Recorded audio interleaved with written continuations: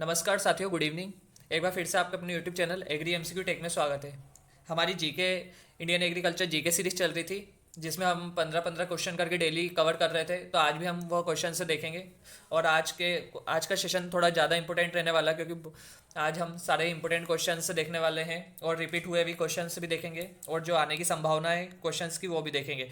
और इससे पहले 2 मिनट का समय देकर मैं आपको थोड़ा सा ये इनके बारे में इंट्रोड्यूस करवा देता हूँ, ये सीरीज़ या सेशन के बारे में। एग्री असिस्टेंट, हॉर्टिकल्चर असिस्टेंट के लिए जीपीएससी द्वारा जो एग्ज़ाम से संचालित की जाती है, उसके लिए भी सेशन लाने वाला हूँ मैं। और एमपीआरआईओ और एग्रीकल्चर एक्सटेंशन ऑफिसर या एसएडीओ या सीयूटी पीजी के लिए अर्जुन सीरीज़ भी लाएंगे। और ये सारे ही सेशन बहुत ही इंपॉर्टेंट रहने वाले हैं। इसमें हम सबसे पहले वो टॉपिक कवर करेंगे जहाँ से ज़्यादा क्वेश्चन उठते हैं। और आईसीआर, बीएचयू और पीएटी 2025 एमपी पीएटी के लिए क्रैश मैराथन भी लाने वाले हैं, जिसमें क्रॉप प्रोडक्शन, एनिमल हस्बेंड्री और हो सका तो बायोलॉजी के क्वेश्चन भी इसमें ऐड करेंगे। और नेक्स्ट है हमारा असिस्टेंट एग्रीकल्चर ऑफिसर आरपीएससी वाला राजस्थान के लिए 2025 ब्रह्मास्त्र सीरीज, यह भी जल्द ही आने वाली है। तो आप ज़्यादा से ज़्यादा सेशन को शेयर कर दीजिएगा, जिससे ज़्यादा स्टूडेंट तक इन्फॉर्मेशन पहुँचे। तो हम स्टार्ट करेंगे। हमारे क्वेश्चंस था Indian agriculture question GK series चल रही थी। अब आ जाते हैं, हम यही मोस्ट इंपॉर्टेंट क्वेश्चन देख रहे थे। तो 150 तक के क्वेश्चंस हमने कवर कर लिए। अब स्टार्ट करते हैं। हमारा Indian institute of spices research is located at भारतीय मसाला अनुसंधान संस्थान कहाँ स्थित है? तो हमारा ऑप्शन ए है आंध्र प्रदेश, ऑप्शन बी है कर्नाटक, ऑप्शन सी है केरला और ऑप्शन डी है तमिलनाडु।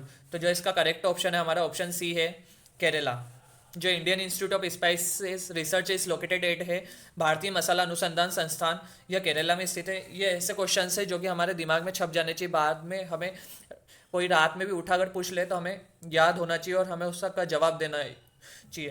तो विच टाइप ऑफ मेज is an early maturing one, यह भी इंपॉर्टेंट क्वेश्चन है। कौन सा मक्का जल्दी पकने वाला होता है? तो हमारे option A popcorn, option B है फ्लोर कॉर्न, ऑप्शन सी है फ्लिंट कॉर्न और ऑप्शन डी है डेंट कॉर्न।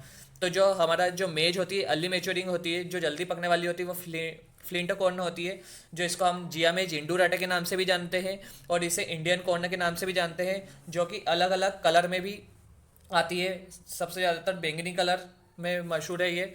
तो फ्लिंट कॉर्न कहते हैं, जो कि जल्दी पकने वाली होती है, अर्ली मेच्योरिंग होती है, और यह इंडियन कॉर्न के नाम से जानते हैं। इसमें 2 से 3 चीज़ ज़्यादा इंपॉर्टेंट है। इंडियन कॉर्न से भी जानते हैं इसको, और जियामीज इंडूराटा होता है इसका साइंटिफिक नेम तो सभी के याद कर रहे हैं ना, फ्लोर कॉर्न, डेंट कॉर्न और पॉपकॉर्न और फ्लिंट कॉर्न के। नेक्स्ट क्वेश्चन है हमारा long term assets having no physical existence but possessing value are called, दीर्घकालिक संपत्तियां जिनका भौतिक अस्तित्व नहीं होता है लेकिन जिनका एक मूल्य होता है उन्हें कहा जाता है। तो हमारा ऑप्शन ए है इन्वेस्टमेंट, ऑप्शन बी है फिक्स्ड असेट्स, ऑप्शन सी है इंटेंजिबल असेट्स, ऑप्शन डी है करंट असेट्स। तो इसमें जो क्या बोला गया है कि दीर्घकालिक संपत्ति जिनका भौतिक अस्तित्व नहीं होता, जिसमें हम भौतिक रूप से अनुभव नहीं कर सकते हैं, तो वो भी संपत्ति होती है एक तरीके से। असित से ही होते हैं, लेकिन वह कैसे रहते हैं, भौतिक रूप से हम अनुभव नहीं कर सकते, लेकिन जैसे कि उसमें सम्मिलित कर सकते हैं हम कॉपीराइट हो गया या पेटेंट हो गया या किसी भी चीज़ का डाटा हो गया। तो यह सभी एक प्रकार की संपत्ति होती है। तो यह किस में आती है? तो इसमें हमारा करेक्ट ऑप्शन है ऑप्शन सी, इंटेंजिबल असिट्स में आती है, जिसे हम भौतिक रूप से अनुभव नहीं कर सकते। यह वैचारिक रूप से होती है। हमारा ऑप्शन अब नेक्स्ट क्वेश्चन है इन्फ्लोरेसेंस ऑफ ग्रेपीस, तो अंगूर का पुष्पक्रम क्या है? तो हमारा ऑप्शन ए है रेसिमोस, ऑप्शन बी है फेसिकल, ऑप्शन सी है कोरिम्ब, ऑप्शन डी है पेनिकल। तो जो इसका करेक्ट ऑप्शन है option D, panicle. Next question देखेंगे। Question self incompatibility is a major problem in, स्वयं असंगतता में एक प्रमुख समस्या है। तो हमारे ऑप्शन ए है बनाना, ऑप्शन बी है पपाया, ऑप्शन सी है लोकियट, ऑप्शन डी है गुआवा। सेल्फ इनकम्पेटेबिलिटी क्या होती है पहले ये समझ लेता हूँ। सेल्फ इनकम्पेटेबिलिटी में जो स्वपरागरण होता है ना, सेल्फ पोलिनेशन करने की क्षमता बिल्कुल भी नहीं होती, ये स्वयं से निषेचन नहीं कर पाते हैं और यह क्रॉस पोलिनेशन को प्रमोट करते हैं। तो उसमें सेल्फ इनकम्पेटेबिलिटी या स्वबंधित्या बोलते हैं इसको, असंगतता भी बोल सकते हैं या स्वबंधित्या, जिसमें निषेचन करने की कैपेसिटी नहीं रहती है, स्वयं से वह निषेचन नहीं कर सकता है ना। तो इसमें जो हमारा ऑप्शन में करेक्ट ऑप्शन है हमारा ऑप्शन सी है लोकेट। आप इमेज में देख सकते हैं लोकेट का फ्रूट ऑन। नेक्स्ट क्वेश्चन है अब हमारा जो alternation of amino acids sequence in protein without altering the protein function is called. तो जो इसमें दे रखा है, प्रोटीन के कार्यों को बदले बिना प्रोटीन में अमीनो एसिड से अनुक्रम का परिवर्तन कहलाता है। तो जो 156 है, इसमें साइलेंट म्यूटेशन या फ्रेम शिफ्ट म्यूटेशन या न्यूट्रल म्यूटेशन या रिवर्स म्यूटेशन। तो इसका करेक्ट ऑप्शन है हमारा ऑप्शन है साइलेंट म्यूटेशंस।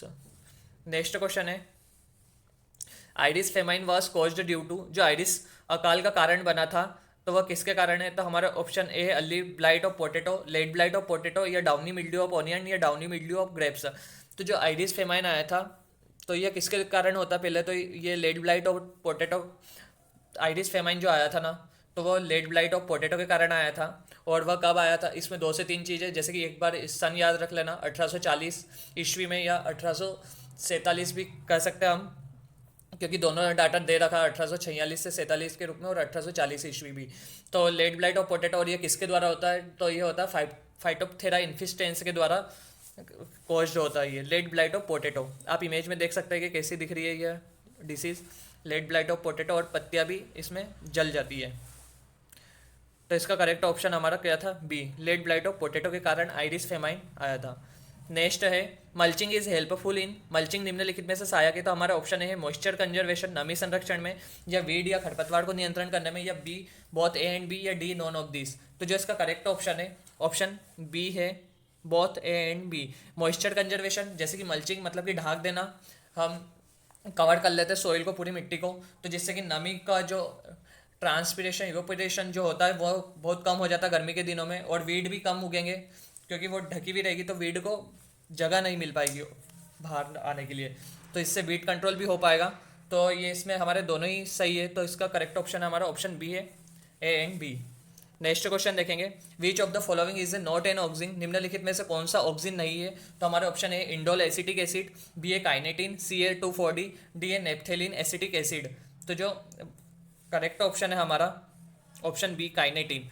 जो निम्नलिखित में से कौन सा ऑक्सीजन नहीं है? तो काइनेटिन। बाकी ये तीनों ही जो है इंडोल एसिटिक एसिड, IAA के नाम से भी जानते हैं, शॉर्ट फॉर्म भी याद रखना, 2,4-D, और NAA नेप्थेलिन एसिटिक एसिड, काइनेटिन है ना। तो इसका करेक्ट ऑप्शन क्या था? काइनेटिन। नेक्स्ट क्वेश्चन है, आप transgenic plant are being cultivated in India, भारत में ट्रांसजेनिक पौधों की खेती की जाती है, तो कौन सा प्लांट है जो ट्रांसजेनिक है? तो ब्रिंजल है, कॉटन है, वीट है, या सोयाबीन। तो जो इसमें करेक्ट ऑप्शन आएगा हमारा कॉटन। ट्रांसजेनिक का मतलब होता है कि हमें जीन एक जीन रहता है, उसको ट्रांसफर करना दूसरे प्लांट में, किसके लिए? रेसिस्टेंस के लिए, हमारे लाभ के लिए, कि हमें ज़्यादा से ज़्यादा उसका बेनिफिट ले सके। जैसे कि आपने जीन को ट्रांसफर किया तो वो किसके लिए? पेस्ट, बीटी कॉटन, हम इसका एग्जांपल ले सकते हैं ट्रांसजेनिक जीन के रूप में, जो कि बीटी कॉटन है। यह एक पेस्ट या इंसेक्ट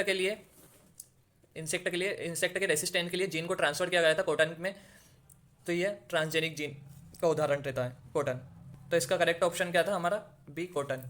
नेक्स्ट क्वेश्चन है, ICPL 187 is a variety of, ICPL 187 एक किस्म है, तो हमारा ऑप्शन है green gram, B a gram, C a PGNP, D a black gram. तो इसका जो करेक्ट ऑप्शन है, रट लेना इसको, ICPL बहुत इंपॉर्टेंट क्वेश्चन है ये भी। ICPL 187 एक किस्म है, तो PGNP या अरहर की किस्म है।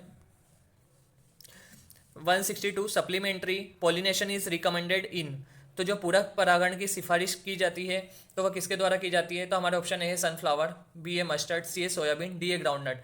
जो सप्लीमेंट्री पॉलिनेशन होता है ना, तो वो क्या होता है? पूरक परागण भी कहते हैं इसको, और यह मैनुअल रूप से की जाती है, यह हमारे द्वारा कराया जाता है। इसमें जो प्लांट का जो ऊपरी भाग रहता है परागण वाला, तो उसको रगड़ा जाता है या उसको शेक किया जाता है, हिलाया जाता है जोर से, तो उसका भी समय फिक्स रहता है।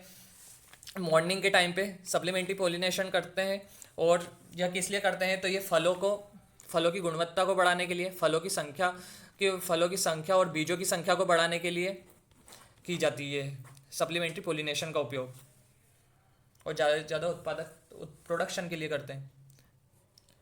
Fruit called Indian gooseberry is, फल जिसे भारतीय आंवला कहा जाता है। इसमें देख लेना, क्योंकि ऑप्शन क्वेश्चन में ही आंसर दे रखा है, वैसे तो हिंदी में भी वो पूछेगा, तो फल जिसे इंडियन गूसबेरी कहा जाता है। भारतीय आंवला शायद लिखे ना लिखे, तो इंडियन गूसबेरी के नाम से भी आ जाएगा, तो ध्यान रखना। Option A guava, option B a ber, option सी आंवला, ऑप्शन डी ए पोमग्रेनेट। तो जो फ्रूट कॉल्ड है इंडियन गूसबेरी, फल जिसे भारतीय आंवला कहा जाता है, तो उसका करेक्ट ऑप्शन है ऑप्शन सी, आंवला। नेक्स्ट क्वेश्चन है 164, commercial method of propagation in mango is, आम में वाणिज्यिक प्रजनन की विधि है। तो हमारा ऑप्शन है veneer grafting, option B a budding, option C a seed, option D a cutting. तो जो इसका करेक्ट ऑप्शन है हमारा ऑप्शन ए वीनियर ग्राफ्टिंग, जो कमर्शियल मेथड होती है प्रोपोगेशन की इन मैंगो में, आम में वाणिज्यिक प्रजनन की विधि है वीनियर ग्राफ्टिंग। इंपोर्टेंट क्वेश्चन है। अभी आज का और इस सेशन का लास्ट क्वेश्चन रहेगा ये। तो Karnal bunt of wheat gives foul smell in the field due to presence of volatile compound. गेहूं की कर्नल वंट खेत में वाष्पशील यौगिक की उपस्थिति के कारण बुरी गंध देती है। तो किसके कारण है, कौन सा वॉलेटाइल कंपाउंड होता है जो कि कर्नल वंट डिसीज हो जाती है वीट में तो गंध आती है। तो इसमें भी दो क्वेश्चन है। एक तो कर्नल वंट हमारा क्या रहता है, कैसी गंध आती है, फिशी फिशी स्मेल आती है, मतलब कि मछली में से जिस तरह की गंध निकलती है ना, उसी तरीके से जब वीट में कर्नल वंट डिसीज लग जाती है तो वो उस तरह की गंध निकलती है। और ये किसके द्वारा होता है, तो ये कॉज्ड होता है टाइलेशिया इंडिका के द्वारा होता है। टाइलेशिया इंडिका भी कर सकते हैं, इसको याद रख लेना, कोजल ऑर्गेनिज्म है इसका। कर्नल वंट टाइलेशिया इंडिका के द्वारा होता है, कॉज्ड होता है, जिसमें फॉल स्मेल या फिशी स्मेल आती है। तो अब देख लेते हैं, ट्रेट्राम मिथाइल एमाइन के द्वारा होती है, या डाई एलाइल प्रोपाइल सल्फाइड के द्वारा होती है, ट्राई मिथाइल एमाइन या di di allyl propyl di sulphide. तो जो इसका करेक्ट ऑप्शन है हमारा ऑप्शन सी है, ट्राई मिथाइल एमाइन के द्वारा होती है। Thank you for watching this videos. Thank you.